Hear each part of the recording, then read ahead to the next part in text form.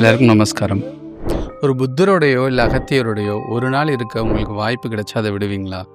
ஒரு ஞானமடைந்த குருவோட ஒரு நாள் முழுவதும் இருக்க நமக்கு ஒரு வாய்ப்பு கிடைச்சிருக்கு. நம்ம சத்குருவோட சில க்ஷணங்கள் இருக்கும்போதே நம்ம வாழ்க்கையில் ஒரு பெரிய தாக்கம் இருக்கிறத நம்ம உணர்ந்திருப்போம். அதுவே ஒரு நாள் முழுவதும் இருந்தால் குருவின் மடியில் அப்படிங்கிற நிகழ்ச்சியில் சத்குருவோட ஒரு நாள் முழுவதும் நீங்கள் இருக்க முடியும்.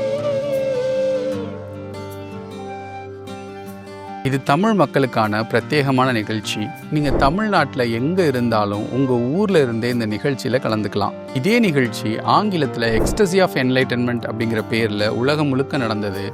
அதில் கலந்துக்கிட்டவங்களோட அனுபவங்கள் ரொம்ப ஆழமாக உணர்வுபூர்ணமாக இருந்தது.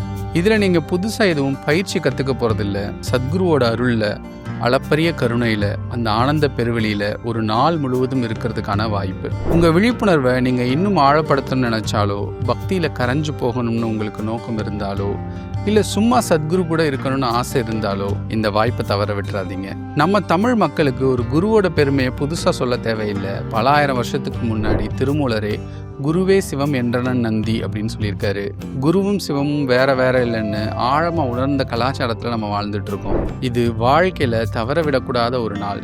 இந்த நாள் சத்குருவோட அருள் மடியில் இருக்கிறதுக்கான ஒரு மகத்தான வாய்ப்பு. நம் தமிழ் மக்களுக்கான வாய்ப்பு. நன்றி.